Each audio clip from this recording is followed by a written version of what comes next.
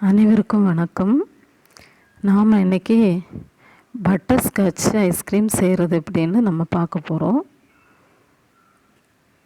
அதுக்கு முன்னாடி நான் வெண்ணிலா ஐஸ்கிரீம் நேற்றுக்கு செஞ்சு போட்டிருக்கேன்.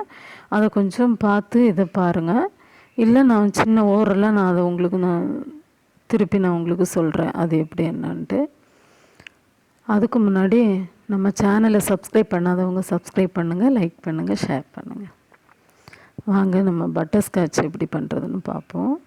அதுக்கு 1 டம்ளர் சர்க்கரை, நான் இவ்வளோ முந்திரி பருப்பு எடுத்துருக்குறேன்.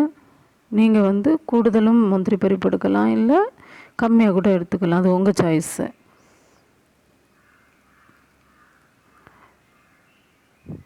இப்போது நான் ஃபஸ்ட்டு 1 டம்ளர், ஒரு கடாயில் 1 டம்ளர் சீனிங்கிற சர்க்கரை, இதை நான் என்ன பண்ணுறேன்னா ஸ்லோ ஃப்ளேமில் வச்சு கிளறி விடணும். இதை நம்ம கிளற இதில் தண்ணி மாதிரி வரும். அது உருகும்போது தண்ணி மாதிரி வரும். தண்ணி மாதிரி இந்த மாதிரி வரும்.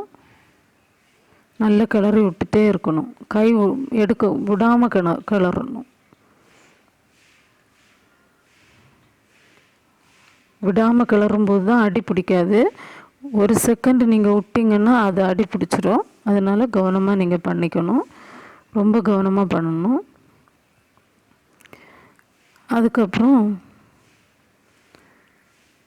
இப்படி கிளறி கடைசியில் இது மாதிரி வரும்.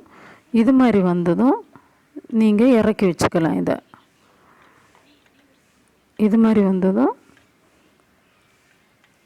நீங்கள் கிளறதை நிறுத்திட்டு ஸ்டவ்வை ஆஃப் பண்ணி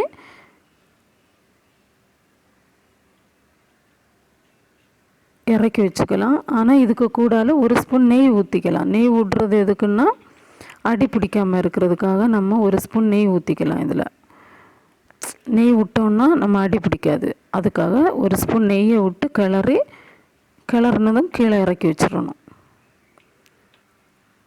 கீழே இறக்கி வச்சு இந்த நம்ம முந்திரி பருப்பு இருக்குல்ல, அதை மிக்ஸி ஜாரில் அரைச்சி வச்சுருக்கிறேன். ஒரு 2 அரைப்பு அரைச்சிருக்கேன். அது தூள் மாதிரி ஆயிருக்கு. அதுக்கப்புறமா இந்த முந்திரி பருப்பை இந்த கீழே இறக்கி வச்சுருக்கிறேன்ல, அந்த இதில் போட்டு நல்லா கிளறணும். நல்லா கிளறிட்டே இருக்கணும். நல்லா கிளறினா இந்த மாதிரி கொஞ்சம் திக்காகும், ரொம்ப திக்காகும். அதை விடக்கூடாது. அந்த அளவுக்கு திக்காகிறதுக்கு திக்கானதும் நம்ம ஒரு பிளேட் எடுத்து அதில் கொஞ்சம் ஆயில் தடவிக்கணும். ஆயில் தடவிக்கலாம், இல்லை நெய் தடவிக்கலாம். நான் நெய் தான் தடவுறேன். நீங்கள் உங்களுக்கு ஆயில் தடவணுன்னாலும் ஆயில் தடவிக்கலாம். அது உங்கள் ஆப்ஷனல் தான். இதுதான் தடவணும்னு கிடையாது. ஆயிலும் தடவலாம், நெய்யும் தடவிக்கலாம்.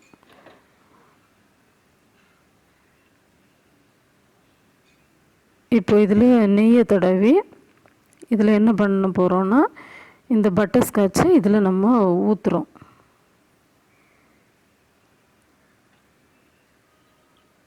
இதில் அப்படியே ஊற்றணும். ஊற்ற அது சூடோடு ஊற்றணும். நம்ம கொஞ்சம் நேரம் வெயிட் பண்ணோன்னா இது திக்காயிடும். அதனால அதுக்கு விடக்கூடாது. அந்த சூடோட, ஹெவி சூடோட அதை ஊற்றணும். ஆல்ரெடி இது பண்ணி வச்சுருக்கணும். நான் இந்த நேரம் தான் பண்ணேன். இதை பண்ணி வச்சுக்கணும். இது நல்லா அப்படியே எல்லாத்தையும் எடுத்து விட்டு ஃபேன் காற்றுல ஒரு 10 நிமிஷம் இதை ஆற விடணும். ஒரு 10 மினிட்ஸ் போதும். அதுக்குள்ளாலே இது ஆறிடும். ஆறின உடனே அந்த சூடு தன்மை அப்படி இறங்கி வரும். ரொம்ப சூடு தன்மை இருக்கும்போது நம்ம டச் பண்ண வேண்டாம். சூடு தன்மை இறங்கின உடனே அந்த ஒரு 10 மினிட்ஸ் தான், 10 மினிட்ஸுக்குள்ளால் எடுத்து இதை மாதிரி உடச்சி போட்டு, மிக்ஸி ஜாரில் உடச்சி போட்டு தூள் பண்ணிக்கணும். இதை மாதிரி தூள் பண்ணிக்கலாம். உடனே பண்ணணும். ஒரு 5 செகண்ட் தாமதமானால் கூட அது என்ன ஆகிடும்னா ஒட்டிக்கும். அதனால் உடனே இது பண்ணி ஸ்லைஸ் பண்ணி என்ன பண்ணணுன்னா, நான் என்ன பண்ணியிருக்கேன்னா, முந்தின நாளைக்கு செஞ்ச ஐஸ்கிரீம் 2 டேஸ் முன்னாடி ஐஸ்கிரீம் செஞ்சு ஃப்ரீசரில் வச்சுருந்தேன். அதை எடுத்து திருப்பி எடுத்து என்ன பண்ணியிருக்கேன்னா, நல்லா அரைச்சி மை போல் திரும்பவும் மிக்ஸி ஜாரில் போட்டு அரைச்சி இப்படி ஒரு லிக்யூட் வந்திருக்கு. இந்த லிக்யூட் எப்படி வச்சுருக்கேன். இந்த லிக்யூடில் நான் இப்போது அரைச்சி வச்சுருக்கேன்ல பட்டர்ஸ்காட்சு, அதை போட்டு நல்லா மிக்ஸ் பண்ணி பட்டர்ஸ்காட்சை இதில் போட்டு நல்லா மிக்ஸ் பண்ணிக்கணும், கிளறணும். இதுவும் சில டைமில் ஒரு ஒரு 2 செகண்ட் தாண்டிடுச்சுன்னா அது என்ன ஆகும்னா ஒட்டிக்க பார்க்கும். ஆனால் அதுக்கு விடாமல் உடனுடன் இதை பண்ணணும். அந்த சூடு தன்மை மாறின உடனே பட்டர்ஸ்காட்சை மிக்சியில் ஜாரில் அரைச்சி இப்படி போட்டு கிளறி நல்லா கிளறணும். நல்லா கிளறி திரும்ப இது மாதிரி வரும். கிளறி முடித்ததுக்கப்புறம் இப்படி இருக்கும். இதை நீங்கள் இது மாதிரி மூடி, நான் கிளாஸு மூடி வச்சு மூடி ஃப்ரீசரில் வச்சுட்டேன். வச்சு அதுக்கப்புறம் இதை நம்ம எடுத்து பரிமாறி இது மாதிரி பண்ணிக்கலாம்.